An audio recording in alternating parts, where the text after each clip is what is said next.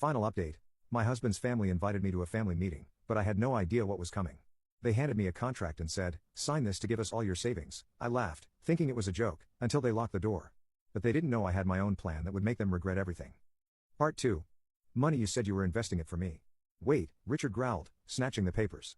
His face darkened as he flipped through them. Is this why my business loan got denied? Because you emptied the emergency fund? Hannah burst into fresh tears. You told me you needed that money to help with the mortgage. Everything exploded. The whole family started yelling at Walter. Furious, he tried to explain, but no one was listening. I just sat back, watching. I had known for a while that Walter was lying, not just to me but to them too. His money transfers were suspicious, his excuses never added up. After digging around, I found out the truth. Walter had been stealing from his own family, and they had no idea until now. As the shouting got louder, I stood up and grabbed my purse. Walter turned to me, desperate. You set me up. I tilted my head. Did I? Or did you do this to yourself? He lunged toward me, but Dan shoved him back so hard he almost fell. You're done, Dan snarled. We're pressing charges. Walter looked around, realizing he was completely alone. Mom, Dad, you can't do this to me. Hannah, still crying, shook her head. You did this to yourself, Walter. I walked to the door and unlocked it. Before stepping out, I glanced back at him one last time. Oh, and Walter? He looked up, panicked. I smiled. Consider this my contribution to the family. Then I walked out, leaving him to deal with the chaos alone. I felt lighter than I had in years, but I knew this wasn't over. Walter wouldn't give up that easily. I drove straight to my lawyer's office to officially file the divorce papers. The faster I cut ties, the better. But just as I pulled into the parking lot, my phone started buzzing. Hannah, we need to talk. Call me now. Dan, did you know about all of this? Richard, you're lawyering up? Really? You're making things worse. I ignored them. They weren't my problem anymore. But then a message popped up from an unknown number. Unknown, you think you've won. My heart pounded. The number wasn't saved, but I knew exactly who it was, Walter. I didn't reply. Instead, I forwarded the message to my lawyer and went inside to finish what I started. For the next few weeks, Walter pretended everything was normal. He refused to move out, even though his name wasn't on the house. He tried to drain our joint account, but I had already taken my half. Worst of all, he spread lies, telling everyone I had set him up with fake documents, trying to ruin his life. His family wanted to believe him at first, but then the investigation started.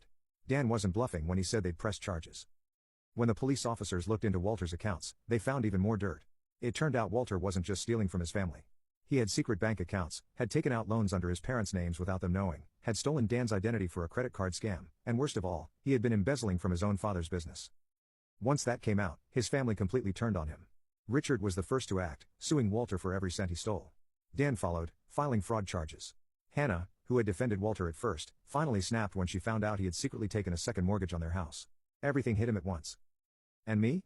I watched from the sidelines. I thought he'd finally accept defeat. I thought he'd disappear. I was wrong. One night, about a month later, I woke up to loud banging on my front door. I checked the time, 2:47 a.m. A sick feeling crept into my stomach as I grabbed my phone. Then I heard it. Open the door. I know you're in there. It was Walter. I didn't move. I didn't answer. I just called the police. You set me up. He kept yelling. You took everything from me. Let me in. I stayed quiet, watching the security camera as red and blue lights flashed outside. The police arrived, and Walter tried to run, but he wasn't fast enough. They tackled him to the ground and arrested him. The next morning, I found out why he had come to my house like that. His family had completely cut him off, no money, no house, no car, and his legal problems were worse than I had imagined. I thought that was the end of it, but a week later, my lawyer called, sounding amused. You're going to love this, he said. Walter had a secret bank account in your name. I almost dropped my coffee. What? Turns out, he had been hiding stolen money in an account under my name, probably planning to blame me if he got caught. But he was sloppy and didn't cover his tracks. So, guess what? Since the account is legally in my name, I get to keep every cent. Walter went straight to jail for fraud, identity theft, and embezzlement. I walked away with a fat payout. The man who tried to steal everything from me ended up losing everything to me instead. Walter thought he could ruin me. He thought he could use me as his escape plan, dump all his crimes on me and walk away clean. But he destroyed himself instead. Once we found out about the secret account, my lawyer moved fast. Since it was in my name, I had the legal right to keep the money, over $300,000. Money he stole from his family, from his father's business, from fake loans, all of it. His family tried to fight it in court. Dan, Richard, and Hannah all wanted the money back. It was ours, they argued. But my lawyer shut them down. Your son committed fraud, he said. You can press charges against him if you want, but my client had nothing to do with his crimes. They had no case. While Walter sat in jail, I walked away with everything he stole. His trial was a disaster. The evidence against him was overwhelming. Even his own lawyer looked embarrassed. The charges kept piling up: identity theft, fraud, embezzlement, grand larceny. In the end, the judge had no mercy. Walter was sentenced to 7 years in prison. And because he had no money for a good lawyer, he didn't get sent to a low-security prison.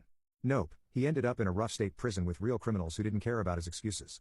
The last time I saw him was in court. He looked terrible: messy hair, pale face, no confidence left. As I walked past him, he whispered, "Please, help me." I smiled. "You think I ruined your life?" I leaned in and whispered back, "You did this to yourself." Then I walked out without looking back. Oh, and the house he refused to leave? I sold it for a huge profit. The car he tried to take? Sold that too. I left with my money, my freedom, and my future intact. Walter left with nothing.